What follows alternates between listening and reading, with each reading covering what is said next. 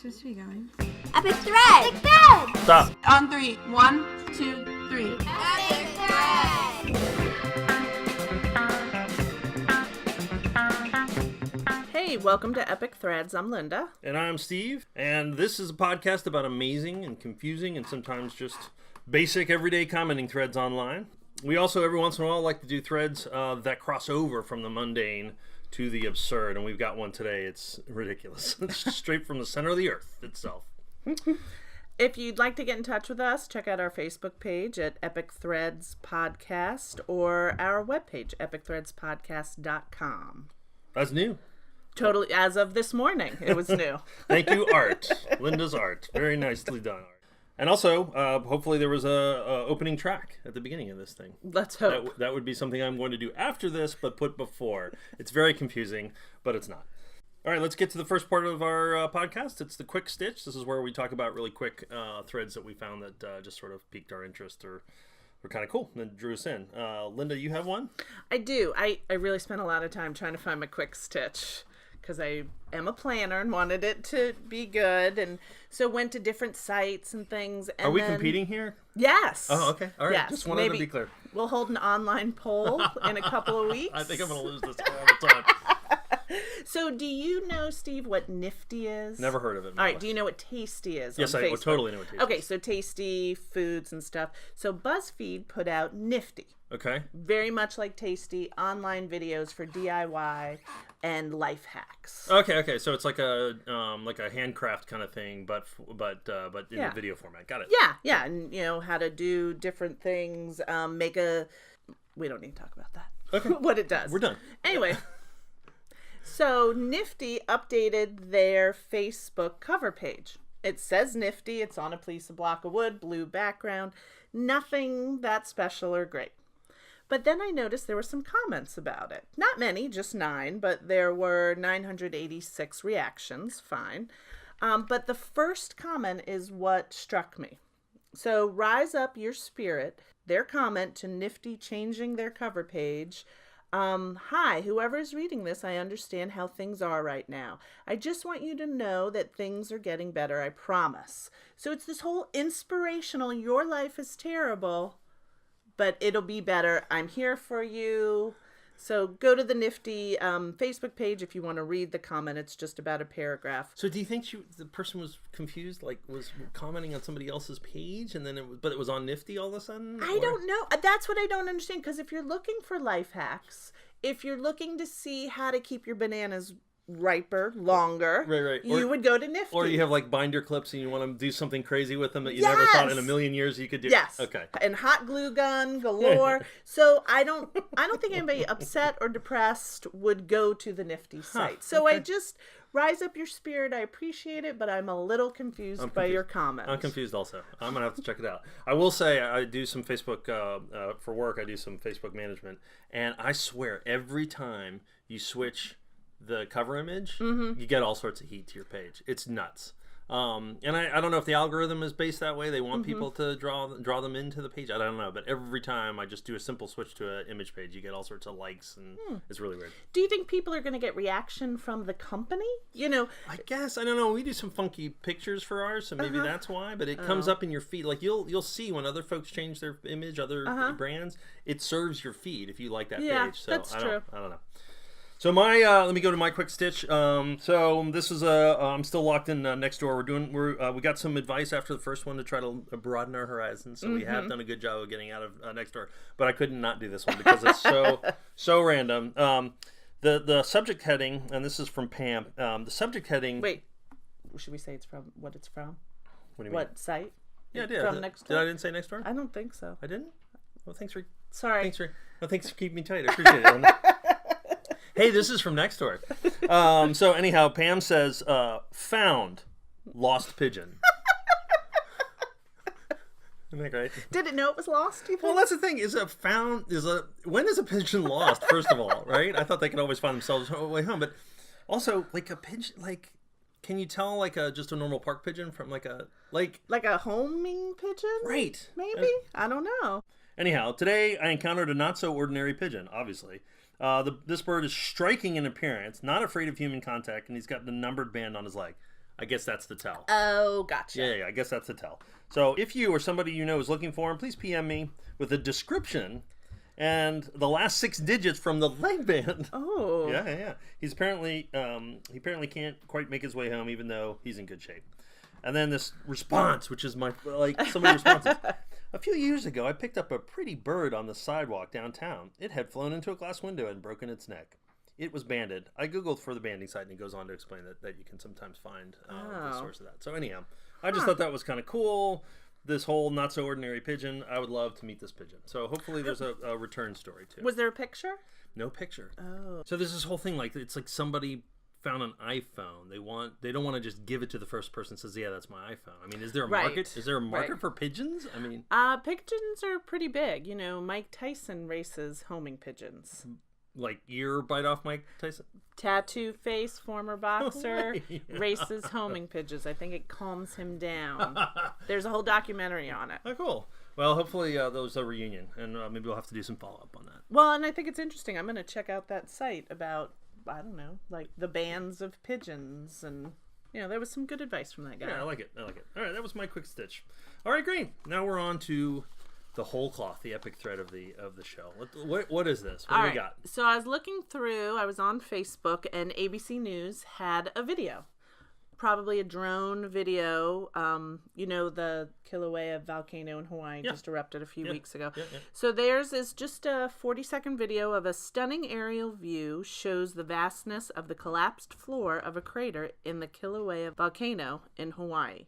That's so we're talking like helicopter or drone footage or something. Yes. Yeah. And it's not an extremely exciting video. It's ground, a hole, and then ground. There's some steam, there's no lava, nothing is exploding that you would think you would see, but it does say in the description it's a collapsed floor. Yeah, so a few comments, and I could just a couple comments. A couple of comments. So this post came out May 13th. I had researched it on May 15th, and at that point there was 7.4 thousand reactions, happy, sad, and laughing, 461 Facebook comments, 3.6 thousand shares, 63.8 thousand views, and as of this morning it was up to 67.7 thousand views. So we're talking about like geologists or volcanologists, all that, like really in-depth discussions, something useful for society, right? You would think you could learn something from this. So in categorizing it, there was returns on politics, religion, and other things, some educational, some funny, and some pop culture-ish. All right, let's jump in. What do we got? All right, so the very first comment is from Robert, and he starts with, good place to put Trump, being orange, and the biggest lowlife ever. He'd be perfect as filler. And that got 25 comments. The first response was, wow, that's stupid. And so equal time, right? Was there equal time here? Yeah, it was pretty good. So another comment was, we should send Hillary to get to the bottom of this. So we have some Trump supporters, some Hillary supporters. So I think it's good across the board there. And that's right out of the that's right out of the gates, right? That was the very first comment. Yeah, good stuff. Now, I knew Facebook filtered things in the past, or I guess I assume that, but it does say at the bottom, I don't know if it's because Facebook had gotten in so much trouble, most relevant is selected, some replies may have been filtered out. So that one was filtered. Yeah, I'm sure there were some comments that were unbecoming of the new Facebook policies. Right. And I did not see any foul language, so maybe that's also what they're talking about. So what was the other? There was another theme that came out right up top, which was a little surprising, right? There was a lot of religion so going on. Vulcan worship or like volcano worship or. So Ernestine says, Revelation is moving fast. We don't have long, folks. End of days. Yes. Okay. Yeah, that happens. Alfredo wrote, not even the person with the most power and money can stop this from happening. God is sending signals that the end is about to get here. Question mark, exclamation point, question mark, exclamation point. Is he questioning it? Is he proclaiming it? Yeah, right. It just, at least in his punctuation, he seems very definite in his prose, but in punctuation, giving himself a hedge, I think. Yeah, you think he's trying to scare us, maybe? He's scary us, but he's also leaving himself out in case it doesn't happen. I don't know. So I went into it thinking there was absolutely no value in this thread. Like, there was absolutely nobody really, like, trying to discuss what was really going on in there. But I did find this, I thought, a great sub-thread in here that was both funny and a little bit of information. So Trudy says, what does it mean? What does it mean, Trudy? What does it mean, Trudy? Jeff jumps in real quick. He had a response. It was pretty good. Land value in the area is dropping. That is probably true. Yes. But then Kelly, and I want to just think that this is not a cut and paste, that Kelly is, in fact, I don't know, a geologist or has studied these things. Let's give some props to Let's Kelly. go. Benefit of the doubt. I'm just going to say that Kelly is doing this off the top of her head. A caldera is a volcanic feature formed by the collapse of a volcano into itself, making it a large, special form of volcanic crater. And then she goes on to describe what is happening in volcanic terms. So I thought that was pretty sweet. There was a little more education going on. Alicia said, send a drone down in there. Okay, they sent a drone above it. Tom replied with, we don't know how hot it is. And then Greg wrote back, yes, we do know how hot it is. It's a volcano.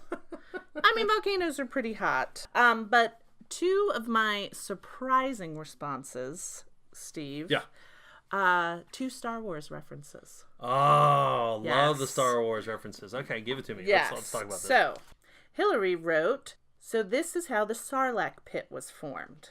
Now, I had to look that up. We're talking the Boba Fett and Idudu Jabba, the ship where Boba Fett goes into the... You know more than I Okay, did. all right, I had to all go to the Star Wars wiki. Yeah.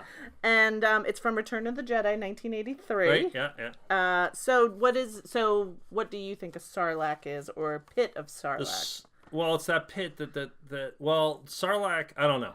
All right. It's the pit. It's Okay. the pit. Okay. So a Sarlaac, I learned, is a multi-tentacled alien whose immense gaping mouth is lined with several rows of sharp teeth. Right. Yeah. So I then had to look up even more because it didn't say anything about pit of Sarlaac. Okay. So do you know where Sarlaac lives? In a pit. In the Great Pit of Carkoon. Oh, okay. So is it possible that a Sarlaac... That's not a name. That's a creature type. That's right? a creature type. So could Sarlaac, could it live in a cave and not a pit? Like, in other words, did the Sarlaac find this pit of Carkoon and was like, hey, that looks like a good place to hang? I don't know. We're getting a little too deep here. We're gonna get mail. What's our email address again, so the Star Wars fans can... EpicThreadsPodcast.com. Email us with, what is a Sarlaac? Jason, my favorite comment. I know. I had questions about this, too. Well, I love this one. He says, whatever you do, do not, and I repeat, do not jump into that hole, not even with a parachute, or even with a hot air balloon, or even if you're strung to a pterodactyl. It's just not worth it. Yeah. So I just want to, there's one point on there I gotta call out. Okay. If you're in a hot air balloon, Yes. there's no going down. Right. I mean, anything you do, you're going back up. Exactly. Okay. That was my question too. Okay. How do you jump into something with a hot air balloon? Yeah. Right. And also the whole idea of a pterodactyl. Yeah, I know. We're talking about physics in the first one. The other one's just... Yeah, like... he gets a little crazy, but Yeah. All right, are you ready for the tallies? Yeah, let me hear... Oh, yeah, that's right, the tallies! Woo! We need some theme music for that. Yes, we do. All right. So now I've went through the 400 and something posts, and I'm only tallying the original posts, not the response. You're a better person than I am. All right, so we had 11 political, 6 religion, 1 Mother Nature, 1 ex-spouse, Oh, geez, I don't want to know that one. Yeah. 1 colonoscopy reference, 2 Star Wars, and 13 wows. Just wow. Just wow. And Yeah. sometimes I kind of like that. I do too. Yeah, but then when you comment, you get all the other responses in your feed. Oh, I yeah. have it linked to my email, so I don't respond on big things Right. because then my email just totally gets Right. filled up with, wow, Yeah. my ex, my colonoscopy. Right. All right. So what did we learn today? So we've got this really cool website from Buzzfeed called Nifty for DIYers. Yep. So we know what to do with binding clips and glue guns. Yep. And that it also is a bit of a place where you can do some freelance psychology if you want to. That's true, apparently. Yes. And then we also learned that Mike Tyson races pigeons, which I did not know until today. Yes. Oh, look it up. It's mesmerizing. Okay. And then we need some Star Wars fans to correct us on a pit or a non-pit. Yeah. I'm not really sure what's I going on. need to look up that Sarlaac a little bit more, or maybe rewatch Star Wars. It is the opening weekend of Han Solo when we're recording this. That's right, yeah. Solo, I should right. say. All right, great. Well, thanks for another great week. Anybody has any questions or comments or complaints, feel free to contact us on our Facebook page, Epic Threads Podcast. Yes. Website is epicthreadspodcast.com. Yes. And we look forward to talking and hearing from you. All right. Let us know if you see any epic threads also. Or lost pigeons. Aw. I hope he found his way Yeah, home. we'll have to do a connection. Yeah. See if the pigeon came back. Yes.